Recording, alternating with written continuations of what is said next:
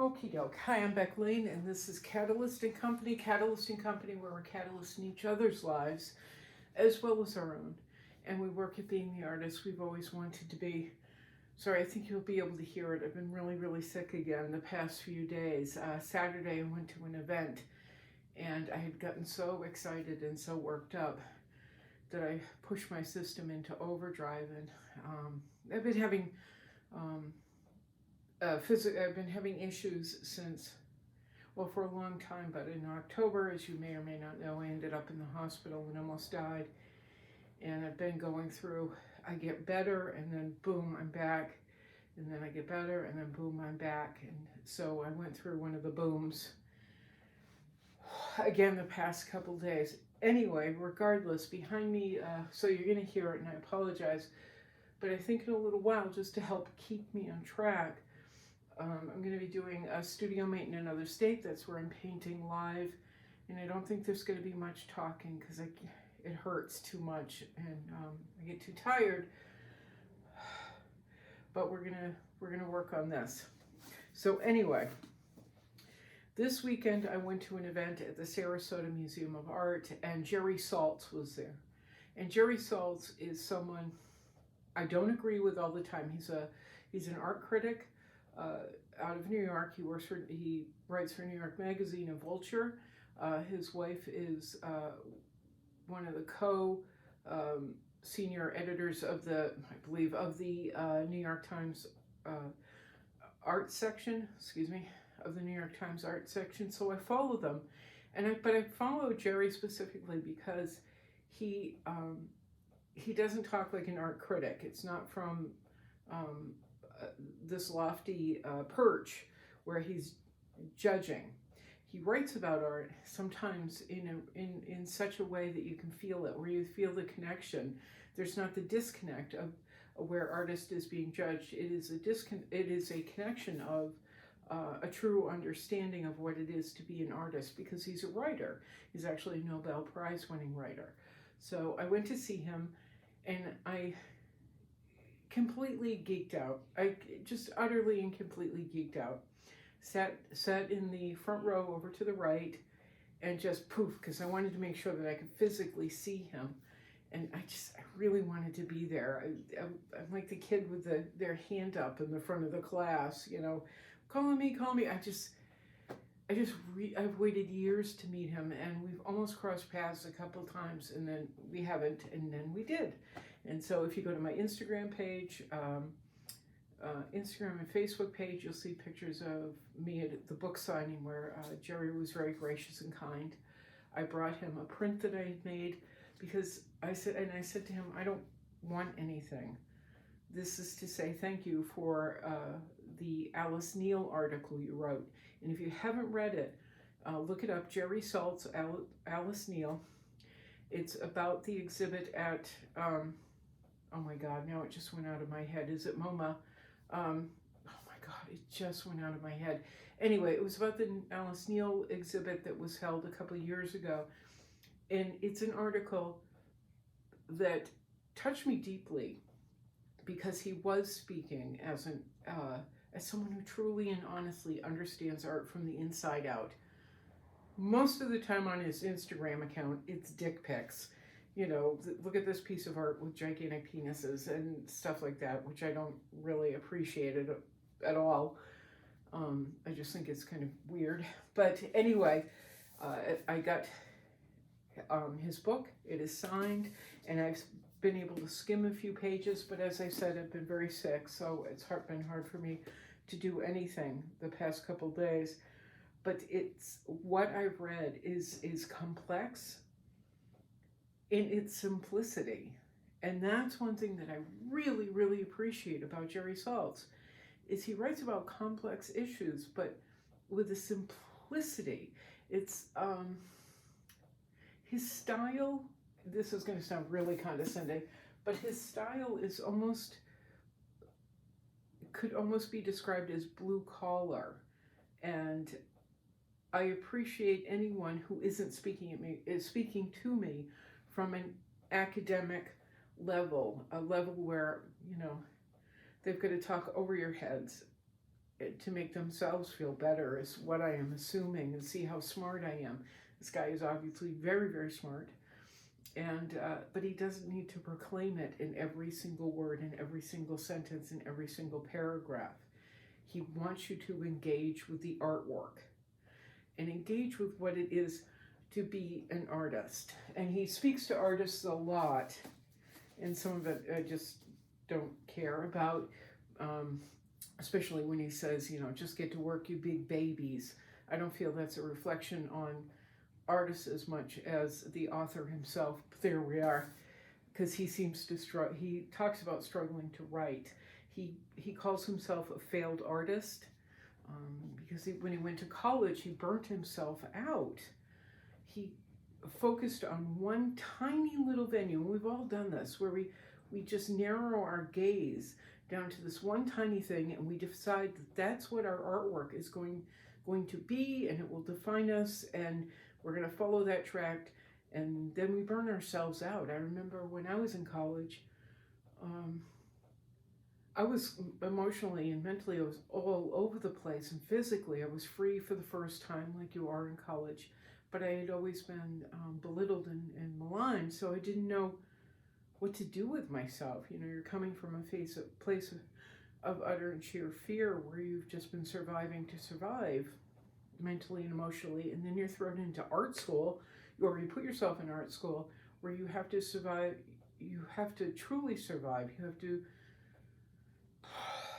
just to make it through the day, you either have to be a big gigantic character, and to get everybody's attention, and your teachers anyway, art school is dumb. Let's just go there. Let's skip all the things, the descriptors, and skip it all. But he burnt himself out. He became a truck driver. He's very famous for this. Became a truck driver for about 10 years, and just delivered things. Didn't travel the country so much as where you invest yourself in traveling the country. It was just point A, point B, point A, point B, point A, point B, until it dawned on him that he could be an artist in another way. He could write, and so he started practicing writing while he was driving.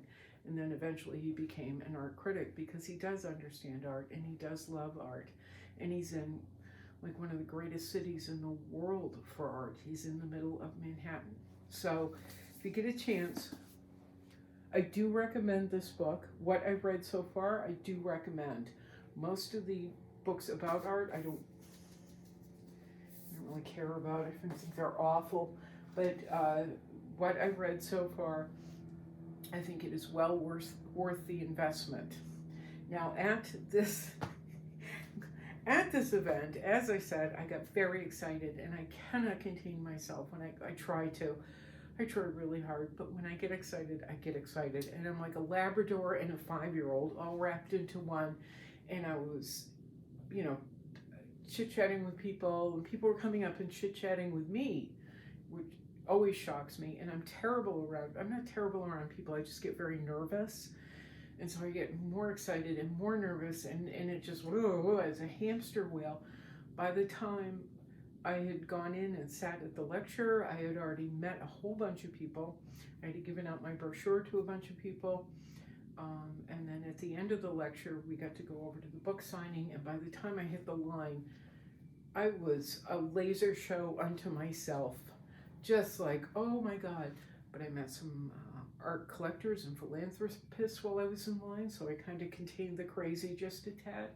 By the time I hit poor Jerry, the laser show went electric, and it was one of those balls that you see in a science museum where everything's shooting everywhere. And so I know I made an ass of myself, because I turned into Tommy Boy / Rain Man / 80s Meg Ryan / Labrador / a bunch of other crazy things all mixed together. And I'm trying to be cool, and I'm not cool at all. But I got to say to him, I just want to thank you so much for that Alice Neal article. I've read it several times, and it always brings tears to my eyes to read a piece that is not just about an artist, but written with a full understanding of what it is to be an artist. And that's why I got so excited. That's why I get excited when somebody knows what it is to truly be an artist. It just, oh my God, my head could explode. The last time I made a fool out of myself like this was when I met Vanessa German, my favorite sculptor. Please look her up. Vanessa German. She's a sculptor. She writes poetry. She's a social activist. She's an absolute force of nature. And we had known each other for 7-8 years on Facebook, and we used to talk a lot, and then we stopped talking a lot. But I found out that because she had other things going on, and she was showing at like the Lincoln Center and getting all these awards and just doing fabulously. So, but she was showing at the Wadsworth Athenaeum, anyway, the Wadsworth in Hartford, Connecticut. She had an exhibit there that I went bananas over, but she was on stage presenting some of her poetry and some of her performance art, which I caught the end of, and then I got to meet her.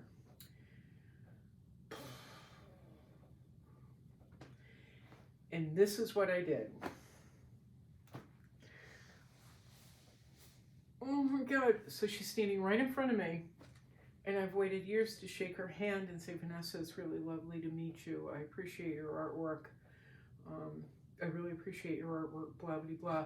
And this is what I did. She tried to give me this great handshake, and I went, I'm so white, I don't know how to do that. And she laughed, and then I went, oh my God. I put my hands on my knees and just went, I love you. I just love you. You're so pretty. And that's not what I meant to say or meant to do, but I completely geeked out and became frozen, and I saw the glaze go over her eyes, just like I did with Jerry, like, oh, you're freaky and you're probably scary. And I can't help it. It's being around people who genuinely get what art is, genuinely get what it is to be on another level with art. And I just totally geek out. Oh, the one time I didn't totally geek out is when I met Shepard Fairey. I was driving through Wynwood with a friend of mine, and we had just dropped off artwork with Jay at Blue Egg Gallery. And we're driving through Wynwood, and I'm pointing at murals, and I'm like, and that one's by Shepard Fairey, and that's Shepard Fairey's friend so-and-so, and that one is Shepard Fairey from, and there's another Shepard Fairey. And then I looked at a stop sign, and there he was, and I was screaming, it's Shepard Fairey, there's Shepard Fairey! Like a puppy in a car, just like, oh my God, it's Shepard Fairey. And my friend is screaming, stop screaming in the car, and I'm like, I can't, it's Shepard Fairey! Well, we parked the car, I got out, he decided he'd had enough, he stayed in the van, or in the car. I got out, I was like, blah, blah, blah, blah, slammed the door, walked up the street, there was Shepard Fairey. And I stood, he was talking to a couple of girls, and I stood and waited, and he went like this. He went, just a sec. He looked at the girls, and he looked over, he goes, just a sec. And he kept, and every once in a while, he'd go like this, because the girls were like, I do this art, and I do that art, and I'm wearing a short skirt, and I'm very pretty, so of course you're going to love me, and I'm awesome, and I'm in college, and I know everything. And I'm just standing there. I'm 65 pounds heavier. I'm, gray-haired, and I'm just standing there, just waiting. And he kept going, just a sec. And then finally, it was my turn. And I walked up, and I said, he said, hi, I'm Shepard Fairey. And I go, I know who you are. And I said, actually, you and I have mutual friends. And so I listed off people that we know mutually. And he stood there and talked with me, not at me. I didn't babble, surprise. He talked with me, he asked me questions, I asked him questions. It was a whole rounded conversation. So I was able to keep the crazy contained in a box. And then his wife Amanda came up, and she big smile on her face, because she'd seen us talking for quite a while. And he actually was supposed to be at an event already. They were unveiling a watch, a special watch series that he had designed. and he was supposed to be there, but I said, don't you've got a thing going on, you have an event. And he goes, no. And he just kept standing there talking to me. And it was just one of the most comfortable situations ever. Because it wasn't, you've got 30 seconds, get out the door, blah, blah, blah, yeah. I gotta move on. So I wasn't like, okay, so I love you. Anyway, Amanda came up and she said, hi, I'm Amanda, I'm Shepard's wife. And I go, oh, I know who you are. I stalk you online. And luckily they both burst out laughing. They got my sense of humor, but they were totally gracious and kind. And I don't know why I'm telling you this, other than I've had people do it to me. I've had people travel hours, days, to be at one of my shows or events. I've had people plan vacations around events, which I haven't been able to do in a really long time. And I've had people come up and be so nervous, like, oh my God, I love your artwork. And I'm always taken aback. I'm on that end, and I'm always taken aback. Like, what? What happened? But I've had people do that. And I remember those moments. And I don't think my moment of spazzing out on Jerry Saltz is going to sit with him ever, other than a mental note of, if you see this woman ever again, just run in the opposite direction. But as a German as well. But because spazzo, I just went off the rails. But I've had those moments with people. And for me, it is everything. It is everything to know that someone values my artwork, values the artwork, because that's what all this is about the artwork. It's not about, look how flashy I am. It's not about, look how much more I know than you, although sometimes I do that. It's all about the artwork and creating art and staying at this art thing, staying at what we are here, what we are meant to do while we are here. So this is the 10-year anniversary of Catalyst & Company. Started off as Studio 120 and is now Catalyst & Company. Actually, yesterday was the 10-year anniversary mark. I was way too sick to make a video, but I just want to say thank you if you've been with me for 5 minutes or 10 years or the last 17, almost 18 minutes. Thanks. And I hope you've gotten something out of all of this, out of any of the videos. I hope I've been helpful in some way. The last thing I want to hit on is I've been talking to a lot of artists lately. A lot of people I know, a lot of people I just know as friends online. And a number of people I've been talking to, a lot of people I've been talking to have been getting really depressed and discouraged. This has been a very difficult year in sales for me, for pretty much everybody I know. So if you're finding that you're not selling, you are not alone. I don't have a cure-all. I don't have a way, we're doing the best we can. Oh, this is how you succeed, because I don't have a clue. I'm online doing reels and stories. I'm making these videos. I'm posting. I'm doing everything I can every day, and that's all we can do. Produce the artwork and promote it ourselves in any way we can possibly think of. Beyond that, I don't know. I don't have any answers. But if you're feeling like you're being left behind, and this was actually Jerry at the talk was talking about monsters in our heads. The monsters in our heads, this is part of the talk, monsters in our heads that tell us we're not good enough, blah, blah, blah. I don't have that problem. But he said, who has monsters? What do your monsters say to you? And he walked right, he started walking by my section. Again, I was in the front row on the right-hand side, and I went, and he goes, yep. And I said, that I'll get lost in the crowd. That is the only monster I have. And later when I talked to him, I said, the other monsters, I don't listen to them. I don't listen to them. I don't know if you can glean anything from that other than don't listen to the monsters.